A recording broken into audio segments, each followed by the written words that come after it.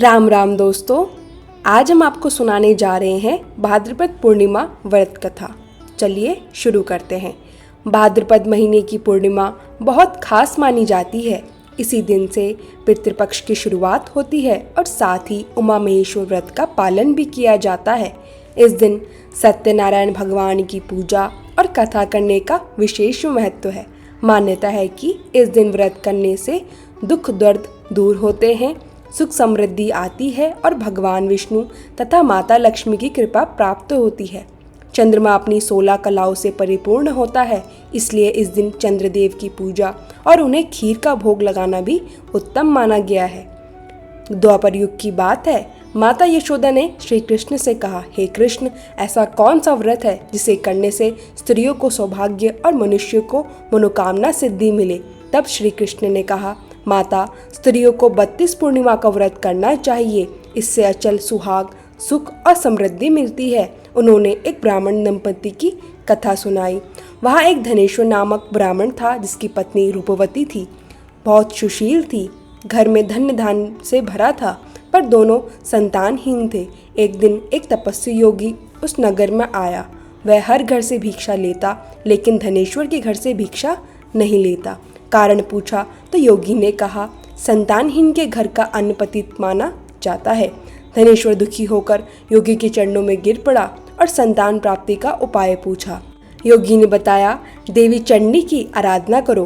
ब्राह्मण ने तपस्या की। 16वें दिन देवी ने स्वप्न में दर्शन देकर कहा, तुम्हें पुत्र होगा, लेकिन 16 वर्ष की आयु में उसकी मृत्यु हो जाएगी। यदि तुम दोनों मिलकर 32 पूर्णिमा का व्रत करोगे तो वह दीर्घायु हो जाएगा। देवी की कृपा से उन्होंने एक पुत्र प्राप्त हुआ। उनका नाम उन्होंने देवीदास रखा। जब काल उसकी आयु लेने आया, तब भी 32 पूर्णिमा के व्रत के प्रभाव से काल उसका कुछ ना कर सका। इस प्रकार यह व्रत दीर्घायु और सौभाग्य प्रदान करने वाला माना गया है। दूसरी कथा, उमा महेश्वर व्रत कथा। मत्स्य पुराण में वर्णित है कि एक बार भगवान शंकर ने महर्षि दुर्वासा को बेलपत्र की माला दी। महर्षि दुर्वासा ने वह माला भगवान विष्णु को भेंट कर दी, लेकिन भगवान विष्णु ने उसे अपने वाहन गरुड़ को पहना दिया। यह देखकर महर्षि दुर्वासा क्रोधित हुए और बोले, हे विष्णु, यह मेरे आराध्य भगवान शंकर का अपमान है, इसलिए मैं तुम्हें श्राप देता हूँ। तुम्हारा वैभव नष्ट हो जाएगा, तुम लक्ष्मीहीन हो जाओगे। भगवान विष्णु ने विनम्र भाव से श्राप का निवारण पूछा। महर्षि दुर्वासा ने कहा, यदि तुम भाद्रपद पूर्णिमा के दिन उमा महेश्वर व्रत करोगे तो सब कुछ पुनः प्राप्त कर सकोगे। भगवान विष्णु ने यह व्रत किया और इसके प्रभाव से लक्ष्मी सहित अपना सब वैभव वापस पा लिया। इस दिन भगवान शिव और माता पार्वती की पूजा की जाती है। गंगा जल, सफ़ेद फूल, भांग, धतूरा, बेलपत्र और अखंडित चावल से पूजन किया जाता है। संध्या के समय चंद्रमा को खीर का भोग लगाकर दर्शन किए जाते हैं। इसके बाद ही व्रत खोला जाता है।